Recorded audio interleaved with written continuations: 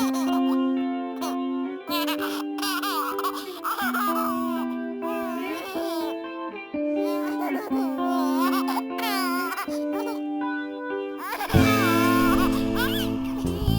let's get started, and let me ask you about Los Dos Laredos y más.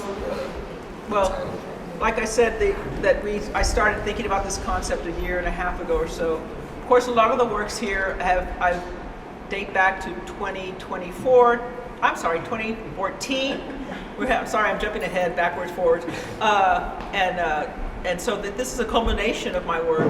But all of this is driven or influenced by the fact that I grew up on this border, this line, this in between, this and that, the other, the English, the Spanish, and between these two cultures. So it's a culmination of that. But when the center came to me to do this, I thought to myself, I really wanted to have that feeling again. I wanted to have that feeling that when I was 12, 13 years old, or 11, I can't remember, you had just enough money to get on the bus to come downtown, and I would go. I had two tias, my tia Mage and my tia Chela. Tia Chela lived on the San Agustin Plaza, and my tia Mage lived on Lincoln.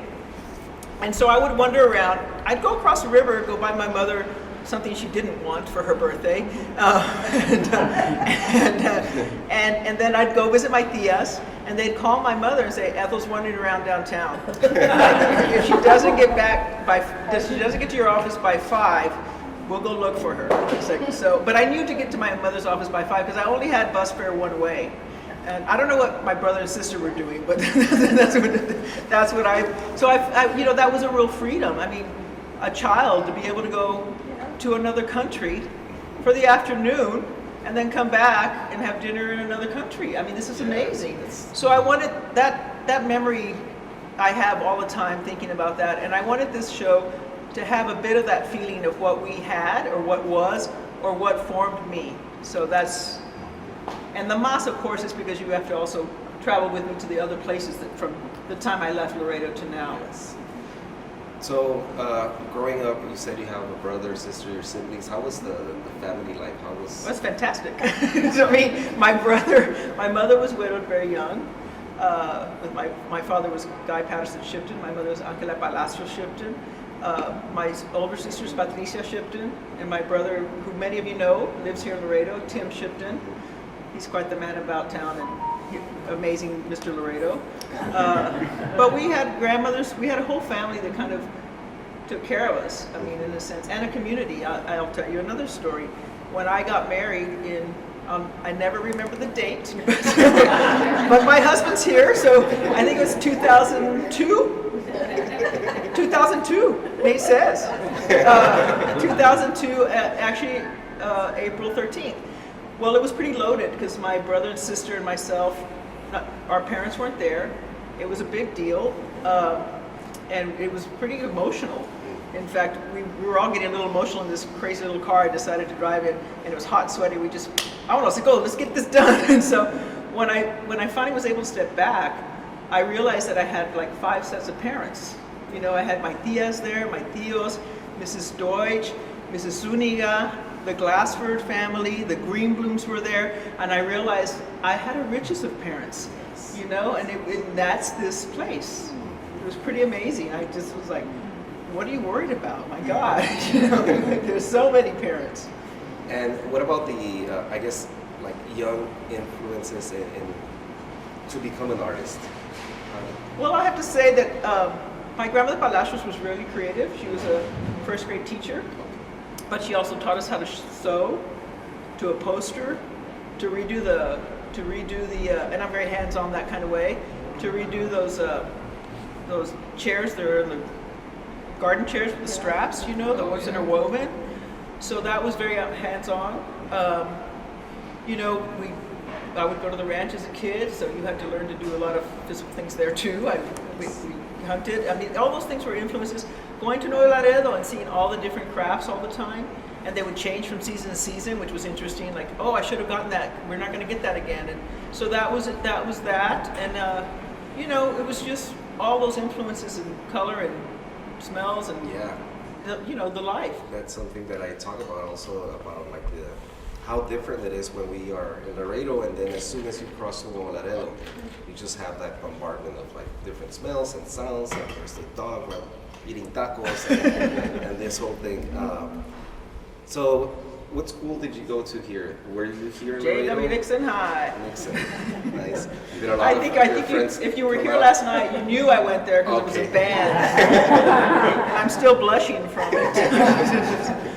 Okay, great. And did you go to San Antonio, or where did you go after? Oh, high to the school? University of Texas in Austin. Oh, okay. Yes. But here I played tennis too. So in Laredo, that's where we spent most of our time. I didn't go to art class. I didn't do art then.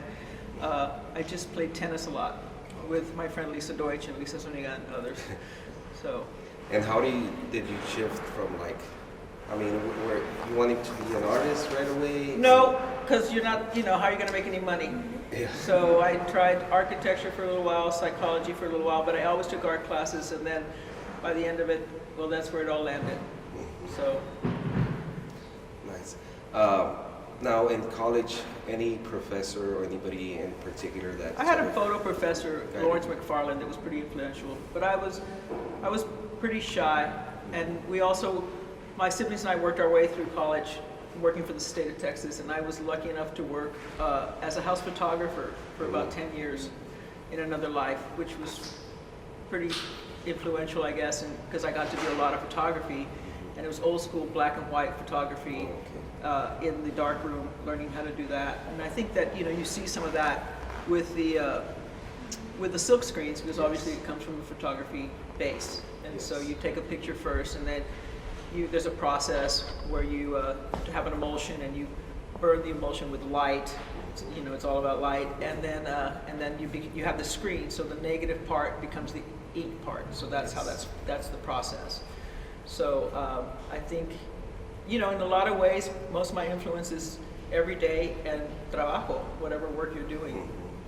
I have to say, I don't. It's not like, for me, it's not from total art history or studying something. It's really a day-to-day, and read the paper and figure out what's going on in the world, and Yes. it's much more guttural for me.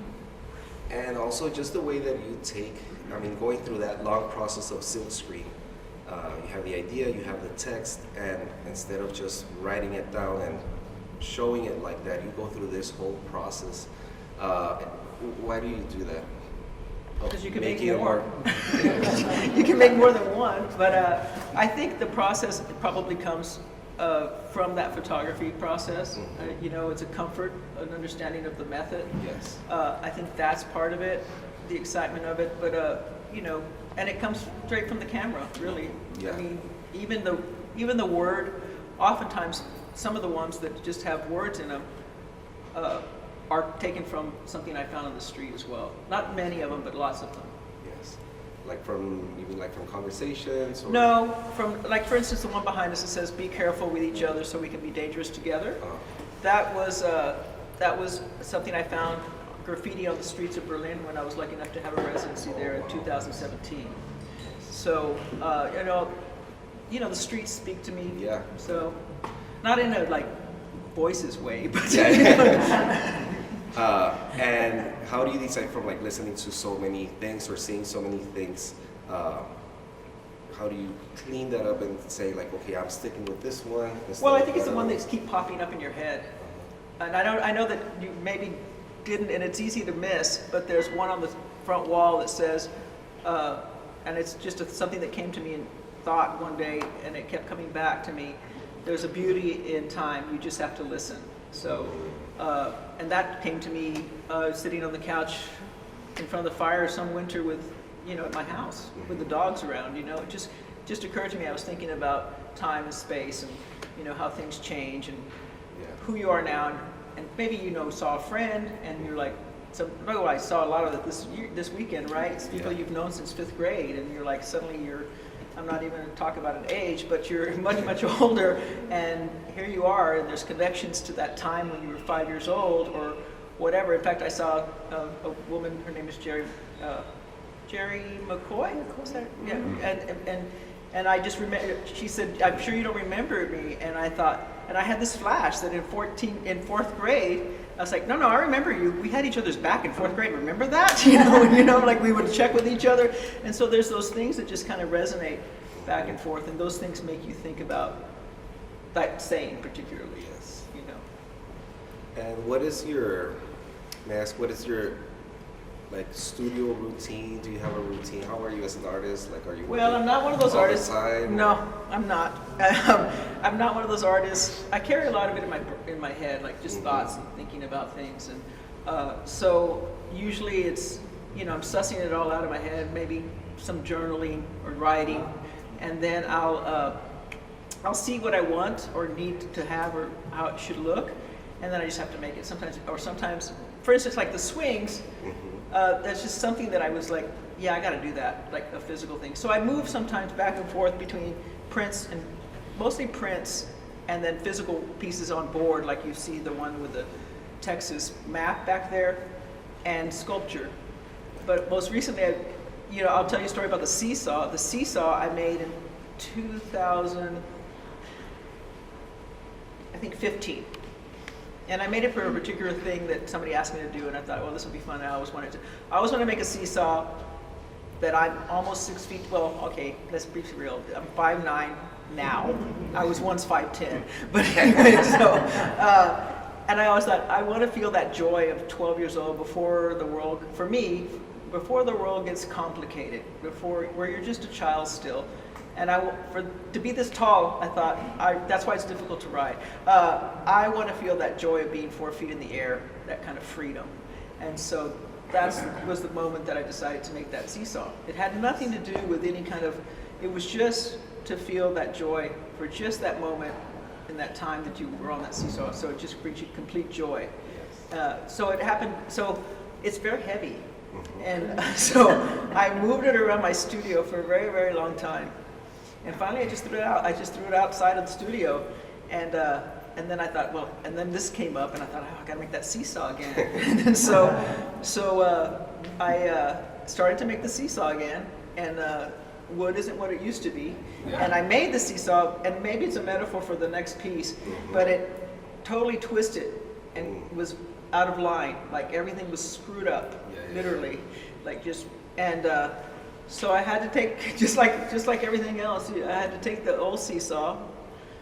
Nate had to come home from work at 5 after teaching school all day, and we had to put it through a planer, and I had to revive the seesaw, which was an interesting kind of metaphor for reviving your time to come home. It's like a rebirth of a place or something you had. And so now, even though the piece itself kind of was its own thing, I guess you were a little separated, but now it's influenced you back into thinking. And it was always about, because the arrows are in different directions. I mean, even when I made it, it was about moving together, but going in separate directions, like being an individual on each side of the board and having to negotiate that space and time together. I mean, the seesaw does that anyway, but I always made it with the arrows to emphasize that these things go in different directions. Right. And you said your husband is an artist? Yes, he is. He's right there. Nate Cassie. Raise your hand. How is that relationship? And so, I mean, I don't want to get too personal, but in the sense of like both being artists and the vision that you guys have as individuals. We work very differently. Nate's, he can speak for himself, but I'll speak for him today. Nate is more of an artist who goes in, regularly to the studio.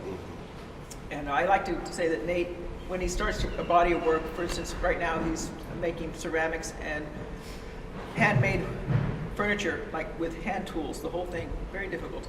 But Nate will go into and you can correct me, but he'll go into something like an area that he's interested in, and I describe it as Nate goes and touches the drain of the pool, like to all the way, and then comes back up with whatever he's working on. I am more like, give me 5 things to think about, and then, it's much more different. It's very different. I really like how you move through, like you said, like different medias, and I don't know if you already answered this, but like how you decide where an idea becomes a screen print and then the other one becomes a sculpture, or it just feels it's just right right. for it to be, Yeah. It's just I mean, I often say that the piece dictates the materials. Mm-hmm. Yeah. So, and that's kind of the same thing. It's like, well, you can't really. I could draw a seesaw. Yeah. But exactly. yeah, but no. And now, can you talk about a little bit about the tape pieces? Oh, the murals. The murals. There was I had an opportunity. Well, I've always liked tape, but that's different. but I think that sometimes just simple materials, to take simple materials that you might not think of as a tool, and common materials, and bring them to be seen differently. But I returned from that residency Berlin, and at Blue Star Art Space in San Antonio, they give you a space, and I was really lucky because I had this space that probably from the door there, that first big window, all the way back to the back wall, they gave me this whole space. And it was at the end. It's a long gallery, and it was at the end of the gallery, and they had a wide door. And I said, no, we got to bring the door into a regular sized door. And then I got to have all these 4 walls to do this tape mural, and I just had it in my head. And I had 4 assistants, all these young women who I adore, and I did like stick sketches. I was like, I want this, and I want this, and they just started, and use whatever color tape you want, and they started to become this landscape that had agaves and chickens and chihuahuas, but then it had tall buildings and short buildings and little houses, and it became a mezcla of big city, European city, San Antonio, Laredo, whatever. It was kind of a feel of life and another space and time, and I guess you could say an imaginary space, but it resonated because there were parts and pieces that anybody could relate to. But because you could see the door, and I didn't plan this because I had the girls all working. I was like, yes, here's a house, here's this, here's that. And then they brought the door in like that. And one of them was a house that was kind of representative of our house. And we have a doormat that says hola. Okay. And I didn't think to do that, but Casey, who was helping me, she just put that in. So it was a real collaboration, And so when you walked into Blue Star, you saw all the other stuff.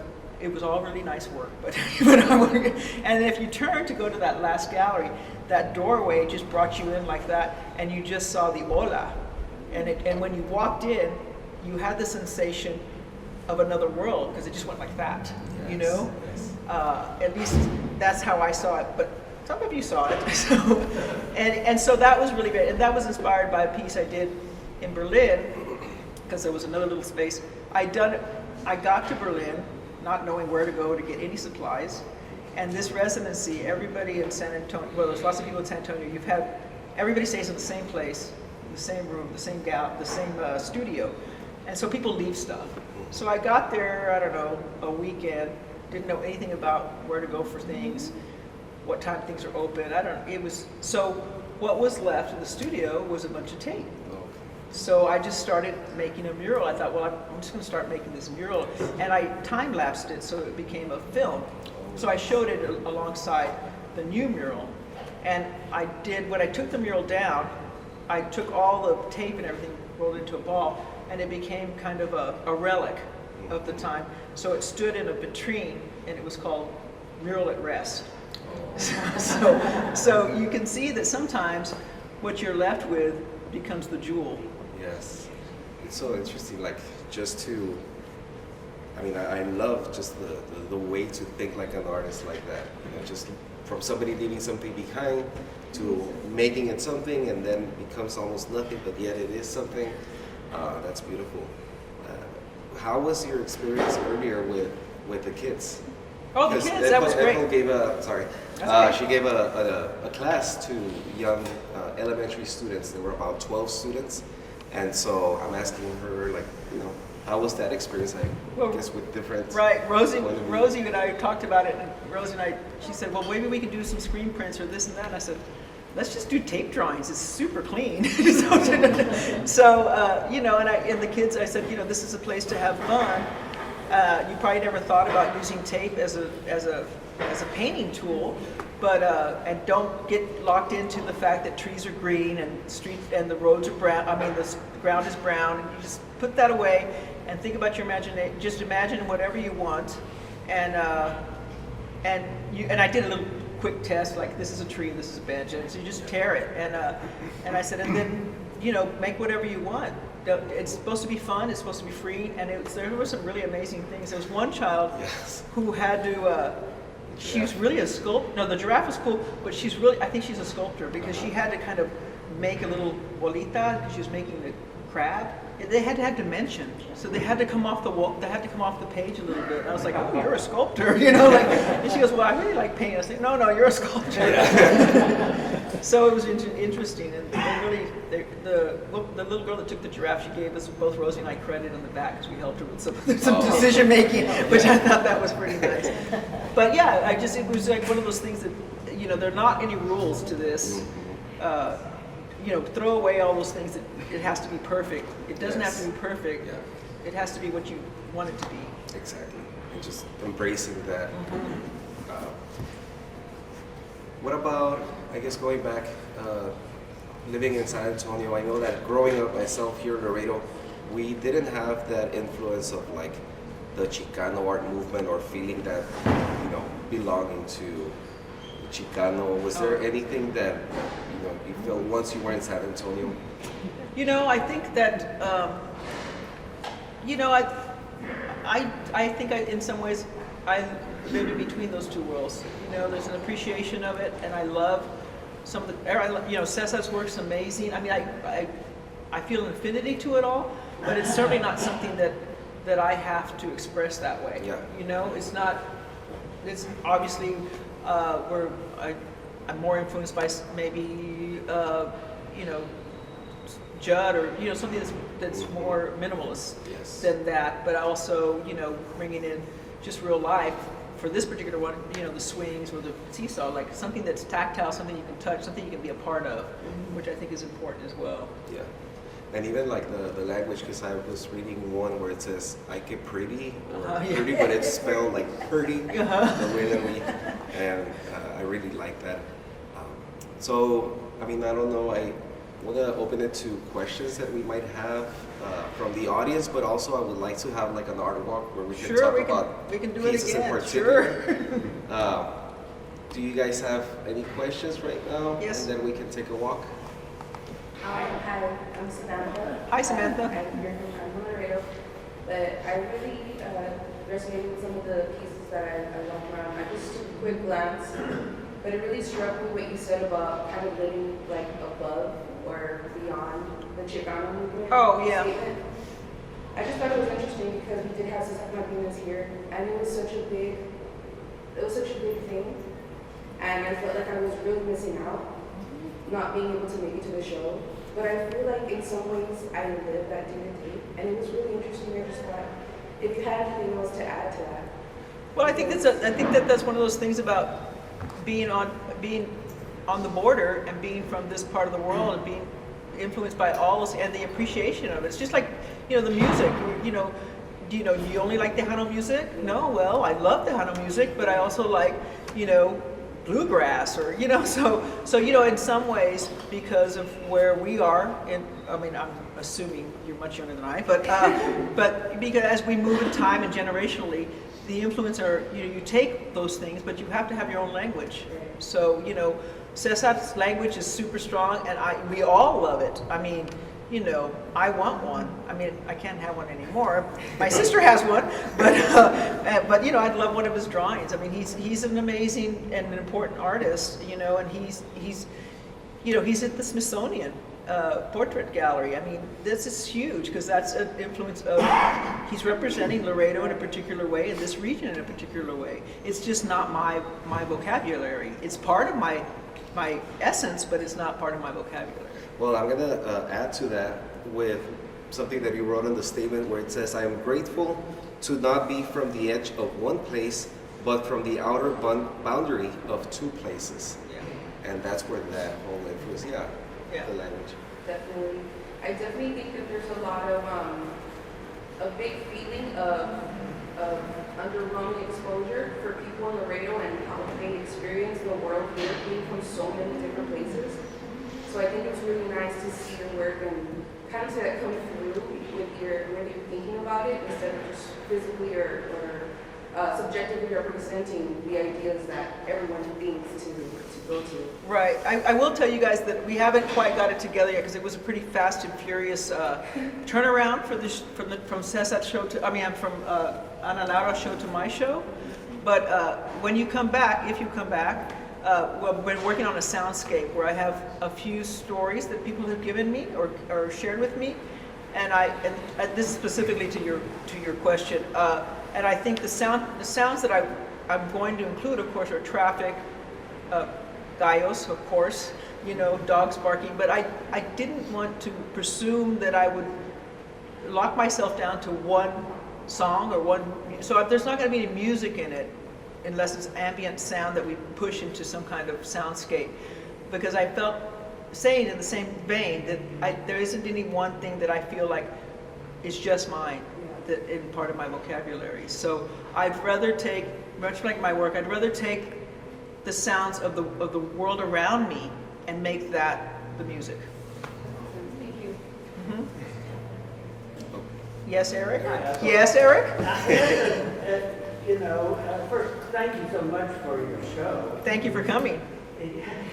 Well, listen, this is, I'm trying to think of how to ask this, but it's putting optical art for the eyes and the mind for conceptual, sort of juxtaposed. For example, your prints may be more optical and signs to the thing I can't get out of my mind, which is this triptych of the three brown, those white lines, which is so severely minimal. I mean, I want to ask the conceptual question of translating from an experience in your life, how it gets into an object from the mind, for our minds to contemplate.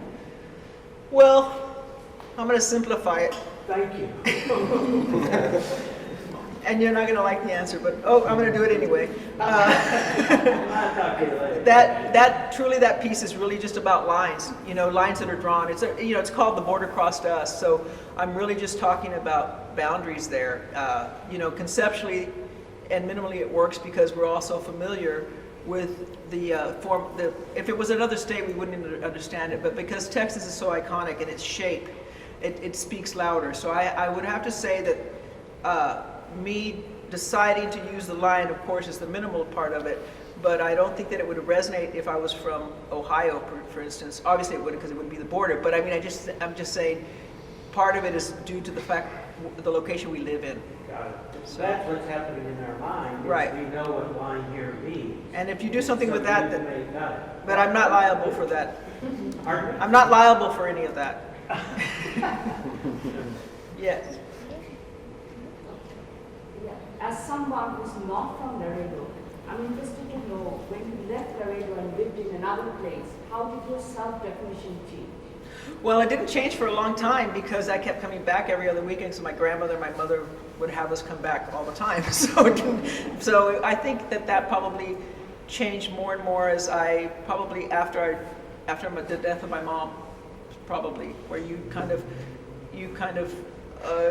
you lose something that is so grounding and defining to you and so related to where you're from that is a moment I feel like, that is a time and place where you actually take the voices that you've had and form your own. So I don't think that happened until then. So. Yes, I don't know if this is intentional Yes, on it your is, part always. or subconscious, but for me, when I see your work, there is a spiritual or thread or quality through it. And for example, these signs, when one is driving 70 miles an hour, focusing on the road, these are blurs, and so you have stopped and photographed these pieces, and this action of stopping and looking at something that is that nobody looks at, just the slowing down, the the swings also, for example, the swing and the seesaw of slowing down, forgetting, coming back to the childhood, and having this carelessness of enjoying the moment, and also the text that Oh, yeah. change, cambio is a law in, for example, Buddhism. It's there. There's only this moment, everything changes all the time. So for me, that I see this, I don't know if I think I have to give credit to probably my upbringing, where there were so many influences, but also so much care and kindness. yes. Difficulties, of course, and changes that you had to be flexible with. And I would have to say my mother gave us a lot of that, because here we go, let's see what we're going to do. Like, let's make this happen. So I think that comes from that. And I would say that I probably didn't realize those things, because it was very difficult for me to sit still and kind of contemplate things until I was probably 43 to 45. It wasn't until then that I could kind of sit still and hear. Oh, Patricia says that I still don't do it. Thank you, my sister. I'm much slower than I used to be, but that may be for other reasons. Yes, Lyle Williams. Yes, so this sort of follows up with your point. When I look at the work, I think about how incredibly lucky we've all been. I think about, traveling with you here in Laredo, Mexico City, Ranch. I mean, we've had, this incredible time together. And I think one of the things that it has informed my experiences with you is a very simple philosophy that you've espoused over the years, which is, in order to really get back to who we are, to enjoy ourselves fully, we have to forget our age, and we have to go back to age 13. And we need to rediscover the joys, the simple joys of that age. And to this day, Keith and I were in Arkansas this past summer, and you were mentioned almost every day. Oh, thank you. Because we would get up and we would say, okay, what do we do? And we'd say, well, ethel would say, live your life like you're 13. Yeah. Thank And you, just Lyle. Enjoy the moment. So Thank you, Lyle. I see that a lot in the work. Thank you. Well, I hope that's true for everybody. It doesn't happen every day. We know that, but grab the ones you can. Right. So. Does anybody else have any questions? We can go for. Yes, sir. Yes, that particular photograph, is that an old photograph, or is that a photograph from the old highway? No, it's a photograph I took in 2015. It's still there. But is it on the freeway, or? No, it's in Ensenada. That's what I remember. That particular one speaks to me because it tells me that I'm almost home, Yeah. half an hour or so from home. It also seems nonsensical. It seems ridiculous, doesn't it? Why put no Laredo on there? Well, I think that's important because it was once one place. So for me, the nonsensical is that there's a distinction of a mile. That's the nonsensical to me. Then it grounds me to, that's why Laredo is special, Yes, because it's another country. So of course you're going to put it, because it's another country. right. And so it has that particular meaning to me that, I've seen that sign so many times. And every time I look at it, I say, well, that's nonsensical. I wonder where the location of the sign in Nuevo Laredo, as you're coming into Nuevo Laredo, where you have Nuevo Laredo and Laredo this way, Yeah. You have to go find it. Uh-huh. Any other questions? Can I ask one more question? All right, Eric, go ahead. And it's about coming into a space, Uh-huh. and how you decided where the partitions are, and how you laid it out. I, The structure. I think that the influence of that, I always wanted when I first came to see the space, some of the swings were defined by architecture, because I wanted to be able to, I've shown the swings 3 times, but I've never been able to have it engineered where you could use them, because they were shown in some old warehouse where I couldn't guarantee that it wasn't a crumbling cement roof and things like, things like that. So there was another iteration of these swings where I made them more sculptural, and I had to have them high, and so you could only walk around them. And they did swing, but they were on motors. But it wasn't, it wasn't the way I really had perceived them. And so this was the first chance that I was going to be able to actually have it so where it was safe for people to swing. And I felt just fine that it wasn't going to come tumbling down. So that defined the middle space. So there was a structural element to that. I always had, and in my head, I had that defined, and then the other physicality of having the seesaw on the back wall, because then you had this illusion, you could have the information about the bridge, and I always thought the seesaw would be that metaphor for going back and forth. So it made sense to me to have the whole journey be kind of bridge-like until that middle doesn't. That's a plaza, it references a plaza, and that you have the two other sections serve as a passage like a bridge. So not that they're 43 feet apart or anything, but that symbolized that, so that you would have that sensation of you could say a promenade, but really I was thinking about a bridge. Yeah, thank you so much. I had sort of experienced it as two sides again, with the swings moving in between. That's you, baby. And, yeah. Okay. You can have whatever you want. Thank you. It's just here for the taking. By the way, swinging nose is the best swing ever. I know, right? Yes. It's air conditioned. It's not dusty. These were done, I'm going to tell you like the background of all why I made what. That's going to be kind of the thing, because you kind of heard the theoretical earlier.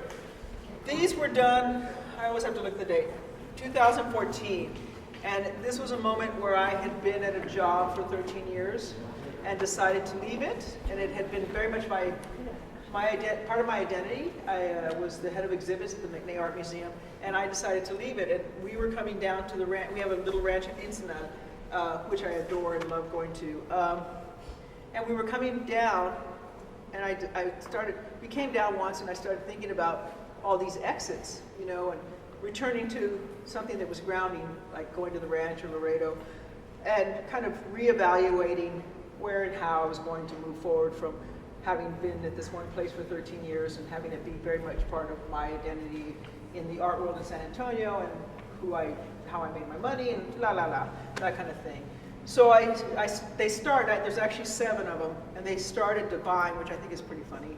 So, Divine, Pearsall or Dilly, which one comes first? I always forget. Pearsall, Dilly, Catula. I have one in there too that's Freer de Ensenada. That's that one where you can make a choice. Yeah. But I was thinking about this. I was thinking about exits because I had just exited, and Nate's heard this many times. But then after I made them, it occurred to me that an exit is an entrance. So I could do anything. So I no longer felt like it was a dead end, but actually an opening. So that's the reason I made these prints. So.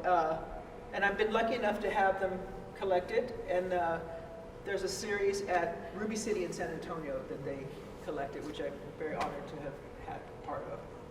This is the idea that this is the bridge. These are the banisters of the bridge as you cross. And then this has hints of San Agustin Plaza. This is kind of the facade of La Posada, right? This is obviously a bench from. So it just has to have a feel of it. It's for your imagination and your psychological voyage of your own to find your way through it. If you find things that are familiar and comforting to you. So this is the first part of the bridge, right? And so here, this piece is called Texas Swings, and I think it was made in 2015. This piece particularly speaks of being bilingual because oftentimes, and it was for me, I'm not saying that I speak English or Spanish either well, but I speak both a little. And Spanish was our first language, or my first language. So it's on the ground, it's closer to the earth. And then we always have where the English, as you see they're cut out, the English comes over it and shadows it and layers over it, just like our worlds do when we start to move further and further away from the border and further away from our roots. So that's what this piece is about. It's also, I put it here to have, and this is a classic Plaza tape. I also did it, with very humble materials. The piece is just as much about the tape as it is about the swings. I mean, it's just blue painter's tape. All the words are cut out by hand. So it's just very simple, but it's very poignant of the fact that you're talking about the conversion of two languages and how those two play and interplay back and forth. And it's also fun. I don't know that anybody, and I have more swings, but I chose these words because one, Ernesto and Fernando, who were helping me hang it, Ernesto was primary. Everybody got to pick a word of the ones I brought. I thought it was important to have people who I'm working with when I install to have a hand in it. For instance, the murals, Rosie and her team, I had them start, and I said, they were being very precise and careful. I said, no, just have fun. If I don't like it, I'll just take it off, we'll do something else. But add whatever you think looks right. And so I really like that collaboration, particularly when I'm installing work. Rosie and I picked the words on the ground, but this was my swing I chose. I think Ernesto chose this one, and I think Fernando chose better, I think that's how it went. And C is just so that you were reminded to look. But so that's specifically that piece talking about two languages and two ways of moving. I just took architectural elements of buildings in Laredo, so that it just had an essence of downtown. So you bring to it what you want to bring to it, and of course we have the other half of the other side of the bridge, so you don't fall into the water. So and then of course you see that we're here in Laredo and Laredo right here. But I'm going to take you through the prints now, if that's okay. So this piece, I think Eric was talking about this piece, and it is very minimal. And this is the one that I referenced and said it's really just about the line. And this and in 1848, this is the Oasis River, which is in Cotulla. And this was our border. So as we move through it, this shows you where we were. It shows you what was Mexico and what is now the United States. So this is what it is. So you can see the reference of both of them. And then this is what we are now, right? So you can see what was Mexico and now is the United States. So this piece is called When the Border Crossed Us. So that's an identifier. These pieces here, because, like I said, I listened to these came from Berlin. And this So what about the color? Oh, brown, dirt. Yeah, okay. So Sand. Okay, got it, okay. Dust. These were collected in Berlin in 2017, where I just walked the streets of Berlin for 3 months. And I didn't take any public transportation for those 3 months, except for the last week I was there. And I remember just walking around with my GPS forever and ever. And there was one afternoon, I was walking to the art supply store because I finally found it. And my brother called, and I thought, well, I've got to take this call. So we talked for about 30 or 40 minutes. And I was a little bit nervous because I wasn't looking at my GPS. But I ended up at the art store, and I said to Tim, I said, I ended up getting here after all. He goes, see, you already know it. So anyway, these are collected from Berlin. And so these are just things I saw on the street. This was a silk screen on the street. You can see that there were some folds in it because they just kind of put it on. And these were just images that I thought were strong and just street images. So that's part of the mas, right? This is the thing that continues to feed. Nate and I were at the ranch, and I was missing, he said, don't miss your turn. And I thought, well, that's pretty poetic. So I have to credit Nate with that. So that was that one. And I thought, especially after 2020, like to tell people, don't miss your turn just because we've been in this kind of space. This one's just fun. That's all. That one's just fun. This one again was found in Berlin, stenciled on electric box. So I just thought it was really powerful. Now, is this a silk screen? Is it just It's a silk screen. looks so different? Well, the reason it's different is because this was spray painted, so I took an image of it and then made it a silk screen. So all that you see is the spray paint. So you see the residue of where it came from. So, and this one, a dear friend of mine, a woman and they run Parchment Stroll Gallery. And I used to make Christmas t-shirts for her grandchildren every year. So I usually didn't hear from Carolyn until about November. Well, this was June, and she called me, and I said, Carolyn, it's a little early for Christmas t-shirts. Well, she called to tell me that she had pancreatic cancer. And she said, you're so good with these ideas and words. Can you make something for me that would be inspiring? So that's where that came from. So I was under the gun, but I got it done. But and so that's where that came from. So it's really poignant. And the way I made it, of course, because it's so quick, literally I hand cut it, with a piece of vinyl and put it on the screen and screened it. So there's very few because you can only do so much with it. So it's very immediate. So I did it in a sense where you had to do it in that, you had to be in the moment to make the moment, you see? And this one was done right before the pandemic. I was thinking about the political climate, and that's where that came from. And then it became much more poignant as we moved through 2020. And this, I have to credit my mom. My mom always said, you'd come home, somebody was not nice to you at school, and she'd say, your solace was, don't worry, that dos it para, you'll get paid here on earth. And then, this C translation is very on Facebook or whatever, so that I thought that was, so I have to credit my mother for that. This piece particularly, I made for a woman by the name of Janet Westheimer. Her husband came to me and said, I really like how he saw the prints that we started with, and I really like that, what you did with that. Janet lived in all these places in the valley, and I'd like to, basically this is a portrait. So this is a portrait of Mrs. Westheimer. These are all the places she's lived. And so this becomes a portrait, but it also becomes a representation of place, the idea of place and and also being down in the valley, which continues that border, but just further down. So you have identifying location, I think, is important. So we all kind of do that, being from where you're from. And then being down the valley, these larger things, I look for words. I think the report mine is also kind of changed in another language, but it's a positive. I'm always trying to look for positives. And of course, La Gloria, who doesn't want that? But I also always kind of, and it ends up that way. It's not really planned, it's just where my eye hits. There always is a road to lead you to the next thing. There's always this diagonal that happens, and it's subconscious, but now obviously I pay attention to it more. I was attracted to this one, of course, because the architecture is similar to something that you see here, but I love the ladder where you have a way up and down. And of course, high is pretty damn funny, so.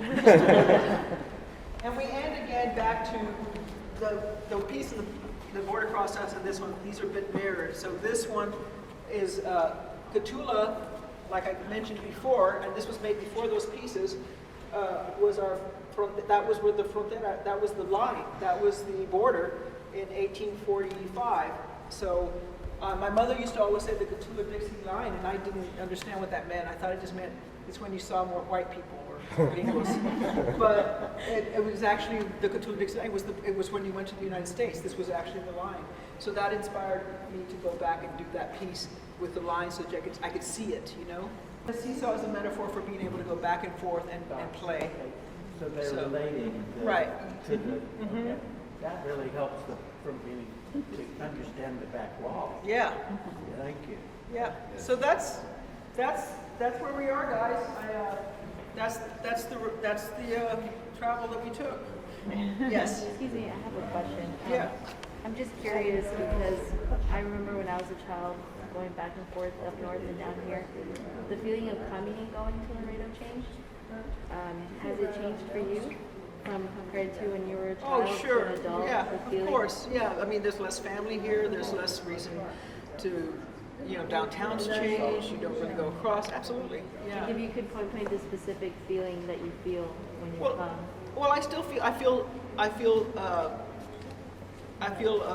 heartful you're full of joy in the sense that I have this history with this place, but I also feel a bit of heartbreak because it's not what it was. But nothing stays the same, you know? So how do I, maybe this is what this show's about, is how do I reconstitute my relationship with this place? Thank you. Find the joy in the moment. That's right. Anybody else have any questions? Great. Seesaw. Well, I want to thank you, Ethel, You're welcome. for the excellent hug. Yes, thank you, everyone, for coming.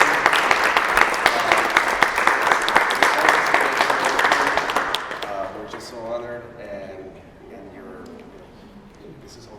Yeah, it is home. It absolutely is. I mean, it's home always, but I hope that you come back and visit and experience it a couple more times before it goes away. Yes. Thank you. Thank you, everybody.